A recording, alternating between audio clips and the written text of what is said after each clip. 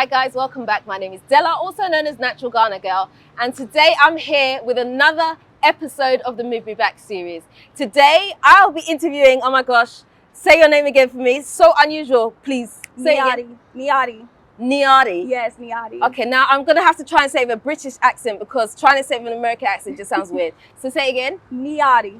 Niati. Yes, yes. So is that right? Yes, Niati with a British accent. Yes, that's right. Niati. Right. Okay, I got it. So thank you for coming on today. I'm really excited to interview you and talk to you about your journey in Ghana. Yes, thank you for having me. That's all right. Anytime. So tell me, are you Ghanaian? I am not Ghanaian. I'm African American. So I was born in North Carolina in the States, and I am here in Ghana for 3 months so far, but may extend my visit longer. Okay. Yeah, for longer. Okay, so what brought you to Ghana? Woo! You have time? Woo! We got time today, yeah? Yes. So my first visit to Ghana was last June. I spent a month here, so June of 2021. Yeah. And I just wanted to go on a solo trip in Ghana, so I spent a month solo. Before I met a friend in like the DMV area in the States, and he was Ghanaian, and he was telling me like, you know, December in Ghana, rah, rah, rah, December in Ghana. So I wanted to see what it was about, but I didn't have the money at the time. Right. Because I found out in November, December was right around the corner. Right. And anybody who knows, if you don't have your ticket by like August, it's really expensive. Right. So I planned to go to Ghana the next year, but COVID happened. So I went on this, I guess, journey, looking up videos about Ghana. Yeah. And I fell in love through the videos. So I just watched, So I watched a bunch of different YouTube videos. And I said, I have to go. So my plan was to go the next December, so December of 2021. But I was so pressed. So I actually planned the month-long solo trip for that summer. So that's what brought me here. Through the videos, I just thought like I could potentially live here. This seemed like a place that I would love. Yes. But having no history here, like, okay, None. So the first time you came to Ghana, what made you choose Ghana? It was the peace that it seemed like people felt in the videos, and they just kept saying it feels peaceful. So the videos actually really spoke to you? And when I tell you the videos spoke to me, that's why I was so pressed to come. And when I actually got here, I felt it, and I knew what they were talking about. Wow. Yes. So this was actually, Ghana wasn't my first African country. I came to South Africa in 2019. Right. Yes. Wow, okay. So when you first came, did you come by yourself? To Ghana? Yeah. Yes, it was a solo trip, but I had a tour guide. Yes. You're so brave. Yes. I'm telling you, the reason I'm saying you're brave is because a lot of people that were even born here that are Ghanaian and have been abroad for some time, they won't even come here by themselves. So the fact that you didn't really have like a connection here, like to anybody, and you just picked up as a solo traveler and came, is like, I take my hat off to you, you know? Yeah, it was my That's amazing. It was my second solo trip. And I'm so happy that I took it because I feel like a lot changed for me after that first visit to Ghana. And sure, I didn't have family here, but my tour guide, he became a really close friend, and he stayed with me throughout the first 2 weeks of my trip. Right. And then the second 2 weeks, actually, I had a friend, she came over. Right. Yeah. Okay. Yes. That's nice. So do you feel like Ghana lived up to all your expectations? I think it did. But what I will say, especially for people who are trying to come over here, is I experienced a range of emotions. It wasn't all bliss and happiness. Right. Because there was culture shock. You know what I'm talking about? Yeah. Enlighten us. Tell us some more. Yeah, so like on my first trip here, I was very, very excited at first. But I want to say maybe like the second or third week, I realized I was not home. Ghana is not America. Right. And then there would always be something that didn't work. Like you have cereal, but you don't have milk, things like that. So like the lights would go out. And then one thing that really, it really broke my heart. And I later found out that it wasn't necessarily Ghanaian children, but the children that would like run up to the car. That really made me feel uncomfortable. Yeah. And then just seeing some of the living situations of some of the people here, that made me feel uncomfortable. But I will say it doesn't take away from the peace that I do feel here in Ghana. Yeah. Wow. Okay. Very interesting.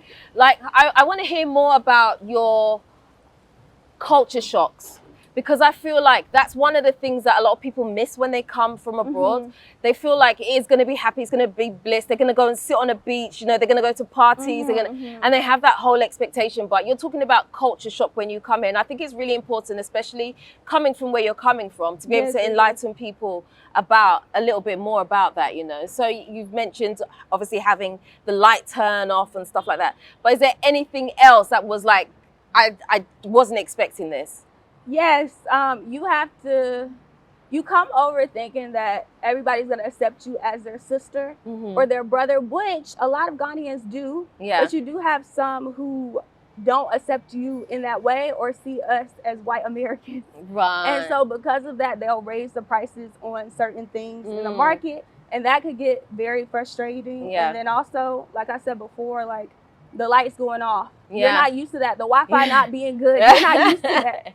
So if you don't come with a mindset of assimilating into the culture or just understanding that Ghana is not America, you're not going to enjoy it here. Right. So you have to come with the mindset to assimilate into the culture and to take on some of the Ghanaian ways of life. Okay, so how did you integrate yourself in? I mean, did you go stay at a bougie hotel? Were you like, you know, how did you do it? What did you do? So for me, on my first trip, I actually did guest houses. So it was a solo trip for me. And again, also, people, your lifestyle may be different. For me, I didn't need a fancy house, a fancy apartment. So it was intentional for me to stay in like the guest houses or an Airbnb that wasn't super expensive. Right. So that's kind of how I went about my first trip. And also save me money. Yeah. We like to save money, don't we? Yes. So yeah, that's how I went about my first trip. And I didn't have the expectation to stay in a very luxurious place, because I tell people too, like Ghana could be cheap, but it depends on your lifestyle. So if you want to stay in a really nice apartment and live an American life here, you can, but it's going to cost you. Exactly. And that's not why I came to Ghana. So I'm not about to blow all my money here. Yeah, no, definitely. So when you stepped off the plane, what were the emotions that you felt? What did you feel? When I stepped off the plane, I just could not believe that I was here. I was like, because you have to remember too, like I had spent so much time watching the YouTube videos. Yeah. I'd already fallen in love with Ghana through those. So when I actually got here, I was like, wow, this is crazy. Yeah. And I just anticipated like really good things happening while I was here. And I came hoping that there would be some kind of transformation within me. Right. So I came with those things in mind. So did you feel like you had your transformation? I feel like I did, actually. And the thing is, for me, I don't think I really noticed the things in my life until I got back to the States and then like a month or so later. But I definitely felt a greater sense of self-love for myself, a greater sense of being a part of the diaspora and being from a place. And I just felt like God was trying to pull me to the continent for a purpose. Like I felt like I had to discover what this thing was that God wanted me to fulfill. So that's what I'm doing now. I'm just, God has called me here. No, it's really nice. So are you going to be here? How long do you envision you're going to be here for? Because I know you haven't quite fully moved yet, right? No, I have not. And I've actually been thinking about this a lot lately. I have not set a date. And when you don't set a date for something, I've it heard does this not before. happen. 3 years later, 4 years later. Yes. So I'm actually, one of the things I want to do very soon is set a date for my official moving here. But I'm here for 3 months as of now, and I may extend my stay a bit longer. But what I would like to do is to get an actual apartment here and have it for a year or two before I'm like here in Ghana. Oh, okay. Yes. Okay. Yeah. So what steps did you take towards, before you came this time around, in terms of finding accommodation and stuff like that? Because obviously, if you've never been to Ghana before, you know, how do you go about finding accommodation without having to stay in an expensive hotel? And how do you do it? So for me, the place that I'm staying at now, I actually stayed at this same place on my first trip. Oh, and so my tour guide, he actually helped me find this place. But even after my tour guide left me on that first trip, we just did Airbnb. And so that's one thing I would say too, because I'm having a lot of issues with the apartment that I'm staying at, and I've already paid the 3 months for it. So what I would say is if you're coming, do an Airbnb and then you could go ahead and start finding a place that you would like. Right. Don't pay for 3 months in advance before you actually get to know the person who's managing the property. I think that's really, really good advice actually, because I think for me, that's one of the things that I ran into when I moved here. So we rented a place for 2 years. So we paid 2 years in advance and then you start to see issues, you know, and it's like, and then no one wants to fix it because they're really taking your money type thing. So that can be, so I can relate to what you're saying there. Yeah. So tell me some of the most beautiful moments you've had since you've been here. The most beautiful moments I've had, I would definitely have to say Labadi Beach. Just going to Labadi Beach is a bit overwhelming on your first visit, but being able to ride the horses and see the sunset, I think that was one of the most beautiful. And then also my naming ceremony. So on my first trip, I had an Ashanti naming ceremony in Kumasi. And it was just symbolic, me coming back after the slave trade and everything, and just getting the name of my ancestors. So that was really beautiful for me. Wow. Yes. Oh, that sounds so nice. I love how you've kind of connected with the culture and you're not afraid to embrace things. I love that because you've only been here 3 months, but it feels to me like you've experienced a lot of stuff, you know, and that's really nice. And this is actually, I've been here for a month so far, but this is actually my 3rd visit to Ghana. I told you I was pressed. Yeah. So for you just needed to come back. Yeah. So for me, even after that first trip, I did not plan to come back to Ghana for another year or so. But I literally came back to Ghana in December. So I went June, came back to Ghana in December, and now I'm back. Wow. So you see why it's important for me to go ahead and figure out the best way for me to move here and have a place here so I can save money versus paying for a 3-month apartment and things like that. So Okay, so tell me, what have your family had to say about you coming here? Because I know that's always a big one for people, right? Yes. So my family, they're very supportive because they understand. I gotta start with that. They're very supportive because they understand, like, I am a person who, if I say I'm gonna do something, I'm gonna do it, and I'm very adventurous. But they did, of course, they worried about me and things like that. And my mom was even like, "Are you really going?" But I think, especially since it's the 3rd visit, they're very supportive and they want to know more about what I'm doing. And that honestly is why I do the things that I do. I want my family to ask questions and I want them to want to come. Right now, they're a bit skeptical. They don't know what's here in Ghana. They don't. They think I have a man here in Ghana. They don't know what's going on. I don't. They don't know what's going on here in Ghana. And I don't think they understand that the luxuries you have in the States, you can have here to a certain extent as well. So a dream of mine is to get my family to be able to come. But they're supportive. They have concerns, but they're supportive. Yeah, no, I mean, that's understandable. I mean, you pick up and go to like a completely foreign country. I mean, somebody's gonna, especially, you know, being a mom or whatever, you're gonna worry about your child. So that's completely natural, you know. Yeah. So tell me, how have you been able to get on with the foods?